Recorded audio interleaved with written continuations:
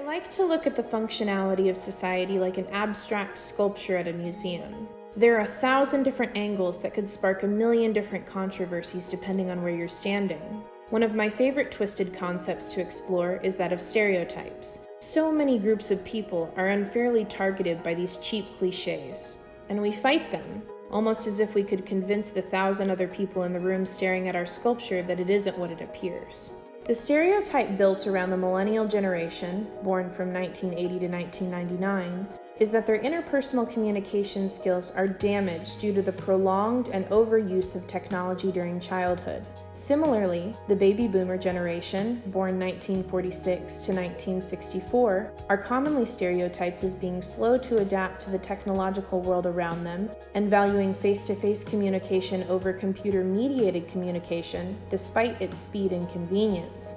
Although there is much research to support the idea that a communication deficit is extremely present in the day-to-day life of the average 25-year-old, there has been little to suggest that the percentage of communication satisfaction is affected.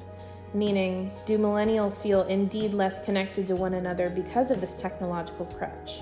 Being a millennial, I felt that this research also failed to extend to more intimate interpersonal relationships outside of just the workplace, such as family and sibling relations.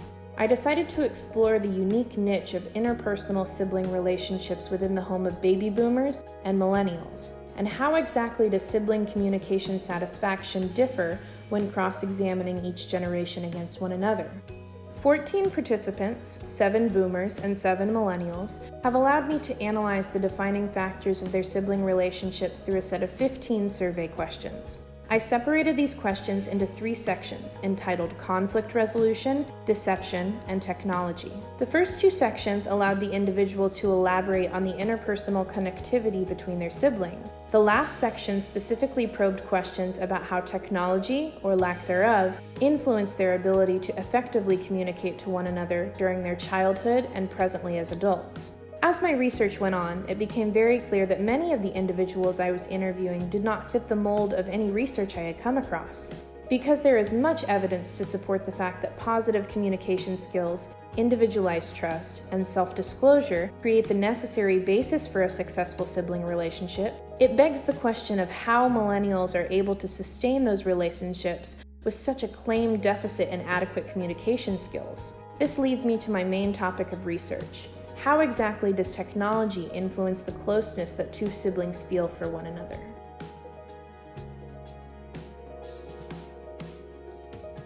Research tells us that more than 80% of individuals spend at least 1/3 of their life alongside any siblings that they may have. When considering this statistic, I developed a set of research questions to explore how siblings would engage in conflict resolution during their childhood and also as adults. I noticed that in my own childhood, my brother and I engaged in many forms of conflict that included acts of passive aggression and also direct confrontation.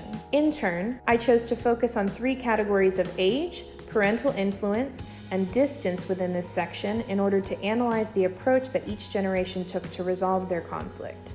When proposed the question, do you feel that an age gap positively or negatively impacts conflict resolution, I received quite a few mixed answers. Almost all baby boomers said that the age gap didn't really matter to them, and that they would have fought with their siblings either way. Millennials, on the other hand, were very outspoken about how age gap does affect how they treated each other, and in turn were treated by others. For example, almost all millennial siblings that were older than their brothers or sisters claim that the youngest child of the family received an abnormal amount of special treatment. Not only that, but the younger millennial siblings were also extremely forthcoming about the special treatment that they did receive. Next, I asked each group to describe how the communication strategies of their parents influenced the way that they communicated with one another. 5 out of the 7 boomers seemed very at ease with their ability to tell me that their parents were seen as respected communicators, and that they looked to them for guidance in relation to their sibling communication strategies. Outside of the remaining 2 boomers that said that their communication strategies didn't change due to their parents, these 5 went into depth on the importance of face-to-face communication when engaging in conflict resolution. When questioning millennials about the communication influence of their parents, 6 of the 7 seemed immediately passionate about how the communication strategies of their parents were negative and unproductive. These millennials also stated that they went out of their way to make their own communication efforts opposite that of their parental units. They went on to tell me how they valued face-to-face communication as to avoid misunderstandings and interpretations. The final topic I touched upon with each generation surrounded the concept of distance between the siblings as adults. Not surprisingly, all parties agreed that more distance equals less conflict because they didn't have to live in confined spaces with one another every day. And honestly, I can say the same for my brother and I. When forming my analysis of this section, I again turned to the stereotypes outlined in today's society. These standards paint the millennial generation to be either passive-aggressive or extremely aggressive and confrontational.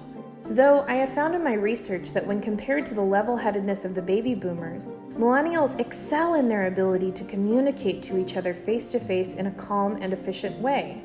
I deduct that the interpersonal relations regarding sibling communication satisfaction is no more positive or negative when comparing these two generations within this section.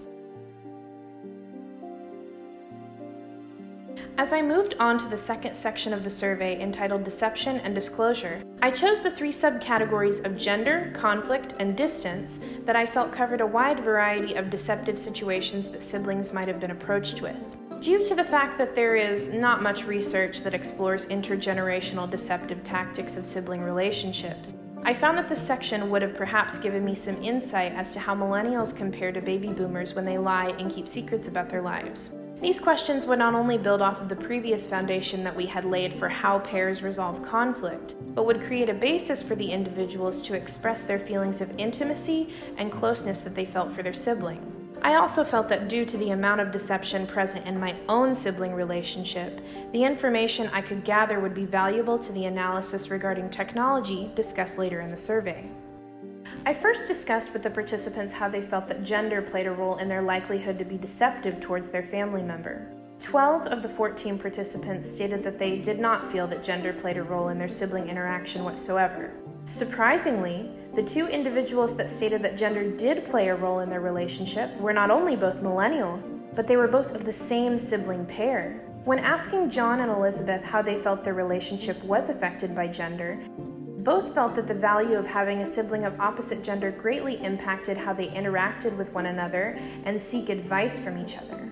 For example, John might come to Elizabeth for advice about a girl he was dating, or perhaps Elizabeth might ask John for some coaching on how to impress their father with her knowledge of football. Both individuals expressed the richness that they felt of having a sibling of opposite gender added to their life.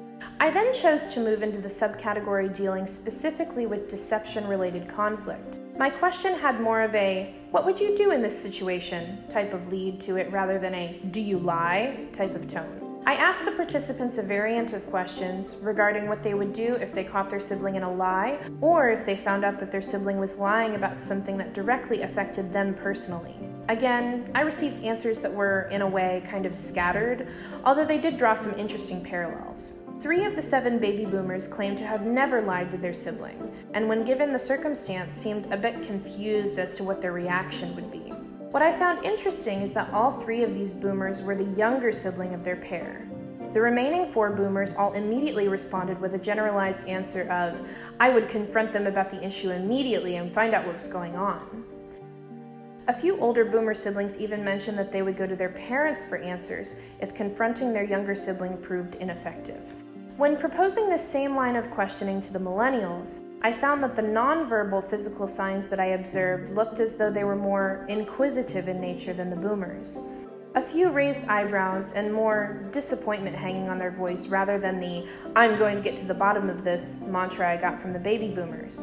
Meaning, I felt the boomer sense of "how could you lie to me?" clung to their speech, as opposed to the millennials' tone of "why would you lie to me?" or "what do you have to gain from this?" 4 of the 7 millennials stated that if the lie directly affected them personally, they wouldn't waste any time and they would go to their sibling immediately to try to understand what was going on. The remaining 3 millennials stated that they would take a more investigative approach, meaning they would ask other members of the family or snoop around to find evidence before approaching the individual and would then try to catch them in their lie. My third and final subcategory for this section focused around the concept of distance and how exactly it plays a role in deception. I found it interesting that all answers from each generation matched up with one another. When given the question, how do you feel that distance impacts deception and secrecy in adulthood? Baby boomers and millennials had overwhelmingly positive answers. 5 out of the 7 boomers expressed how their want for sharing details about their lives has increased since moving away from each other. The remaining 2 stated that they also felt more comfortable sharing, but, quote, there are just some things you don't share, like about your marriage or children, etc. Though I would label this as more of deception by omission rather than cold-cut lying like we're looking at in this study. All 7 of the baby boomers agreed that in fact secrecy is a non-factor in their relationships as adults. All participating millennials were also extremely forthcoming about how their approach to secrecy has changed in their adult interaction with their sibling. Elizabeth and Jessica, 2 younger millennial siblings to be exact, expressed how once they moved away to college, they felt that their life was taking off, and they were that much more eager to share intimate details of their life with their sibling out of their sheer excitement. Upon analysis of these responses I received from my participants, I drew a few conclusions that I felt would aid to my research.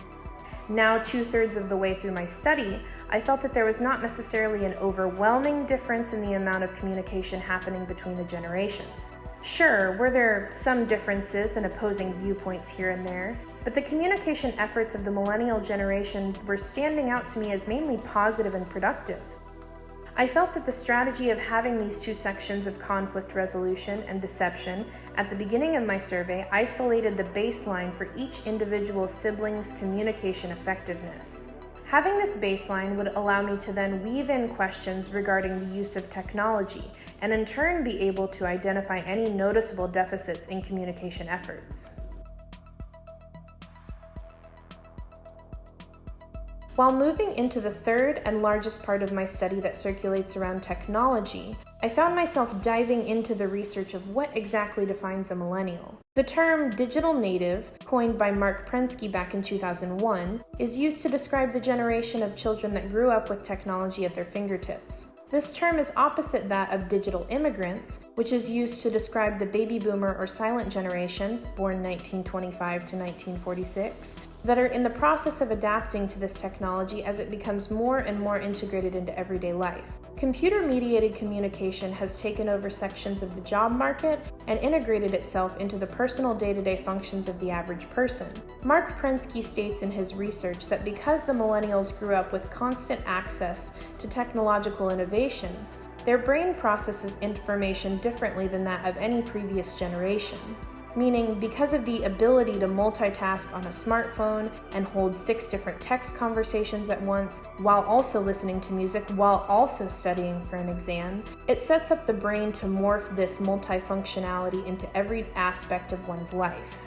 While most millennials will tell you that they prefer this line of functionality because it's more efficient and they can also spread their time out more evenly, many concerns have been raised to the negative effects that computer-mediated communication can have on the quality of function itself. It has been shown that computer-mediated communication can often lead to miscommunication or understanding, and could create an issue that was otherwise avoidable if the 2 individuals were face-to-face. Experts sought out to fix this problem and have created what we now know today as the emoji. Many argue that the use of the emoji can't possibly substitute the richness one feels in receiving true nonverbal communication from a conversation partner. Though studies have shown that millennials specifically might not just be more comfortable in computer-mediated communication, but also have the brain process ability to decode and respond to emojis and text messages better than they can in face-to-face communication.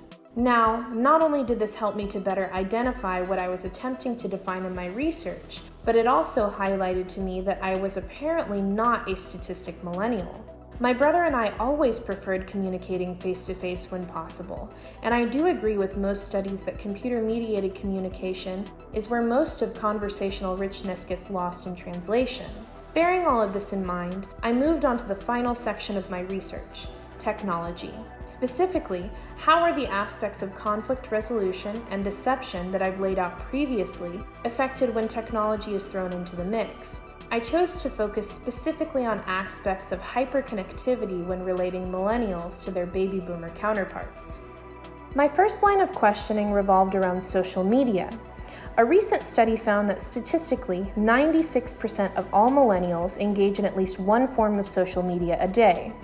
Because sites like Instagram, Twitter, Snapchat, and Facebook can be a breeding ground for miscommunication due to lack of nonverbal cues, I decided to ask my participants how exactly these influence their sibling relationships. When asking the question, do you feel that having access to social media and technological communication provides a unique platform for siblings to become closer and more connected to one another? I found that the answer I received from baby boomers was somewhat positive, but mostly negative. Many responded by saying that yes, although it can allow siblings to become more connected, they much prefer to pick up the phone and call their sibling if they know that something interesting was happening in their lives. What the boomers were trying to convey is that although social media might create a platform to start a conversation, it shouldn't be the only communication happening.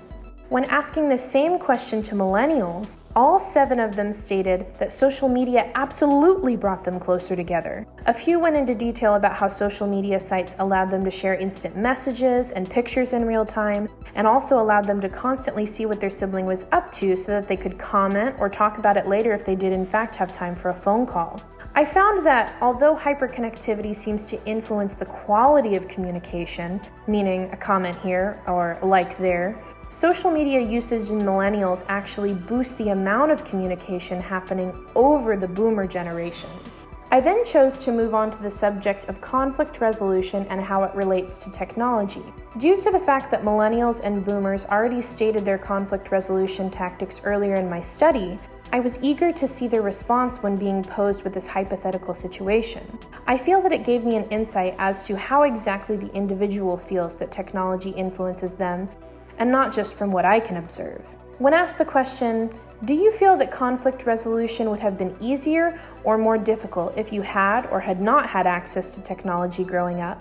5 of the 7 boomers stated that they thought it would have been much more difficult due to the fact that technology does not promote face-to-face communication and in turn no resolution. The remaining 2 boomers felt that they were not sure how it would have influenced their communication strategies. When asking millennials the same question, all 7 stated that they felt that the communication efforts would have been unaffected because they already do so much of their conflict resolution face-to-face. I proceeded to my 3rd subcategory of the technology section that was centered around deception. I was curious as to see how exactly the participants felt that having technology or not having technology influenced their ability or willingness to lie about certain things regarding their siblings. 4 out of the 7 boomers felt that having no technology in their childhood caused them to be more creative in their secretive ways. 5 out of that same 7 went on to say how, if they did have access to technology growing up, lying and deception would have been infinitely easier due to the fact that you can, quote, just put a passcode on anything nowadays. When asking millennials the same question, 2 out of the 7 said that they didn't feel that technology played a huge role in deception, if there was even any deception to begin with. The remaining 5 of the 7 millennials stated that, if anything, lying and deception is so much more difficult to get away with in the 21st century, claiming that it only takes one screenshot on a smartphone and one person to share that photo with the wrong family member to cause mass chaos. Because my research theory is centered around the amount of communication satisfaction present in interpersonal sibling relationships, I decided to close out my study in a way that allowed my participants to speak freely about the closeness that they felt towards their sibling. I asked the individuals exactly how strong or weak they perceived their sibling relationship to be due to technology or lack thereof. When posed with this question, each generation stood united in their front. All 7 boomers stated that they felt that their relationship with their sibling was much stronger because they did not have access to all of this technology growing up. They stated that face-to-face communication provoked real relationships that are just not possible to form through constant computer-mediated communication. Though 4 of the 7 did mention that technology and some forms of social media gave them the ability to check in periodically on their siblings' lives, and for that they found it beneficial.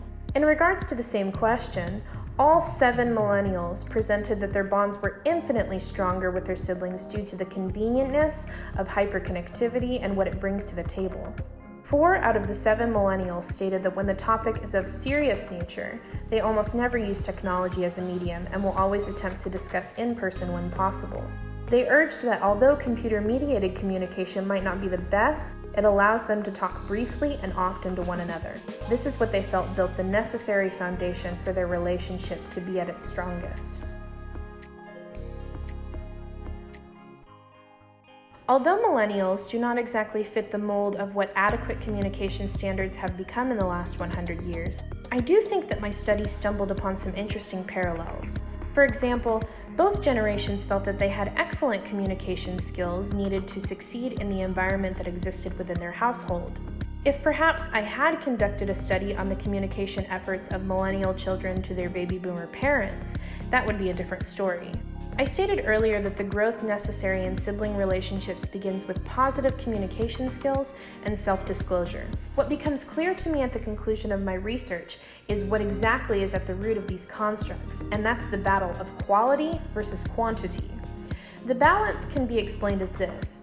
Millennials, who may communicate more with each other on a day-to-day basis, but in less depth, are engaging in less rich communication experience overall while still remaining hyper-connected and informed. Then, on the other hand, you have boomers that don't converse nearly as much, but when they do, it's for hours at a time, and it's extremely intimate and detailed in order to catch up with one another. I feel that, although the communication strategies of the millennial generation might be different from that of previous generations, each millennial participant demonstrated the necessary skills of positive communication, trust, and self-disclosure towards their sibling. My results lead me to believe that, although each generation reflects different methods of intimacy and closeness, one should not be viewed as superior to the other. Therefore, I cannot definitively conclude that the bond between millennial siblings was any weaker than that of baby boomers in this survey. In fact, my research suggests that when cross-examining with the baby boomer generations, millennials reflect the adequate communication intelligence in order to sustain healthy sibling communication satisfaction, despite their stereotypes. I feel that in interviewing each of these generations, they both had so much positive information to offer about their lives and experiences. I also felt that each group has unfair stereotypes associated with them, and that we as a society should work extremely hard to break that mold. Communication comes in many forms, and we should always respect the bond that two people share for each other, no matter what communication strategies they use to get there. Communication may change, technology may come and go, but the influence of generation upon generation is something to be upheld because that's something that will never, ever change.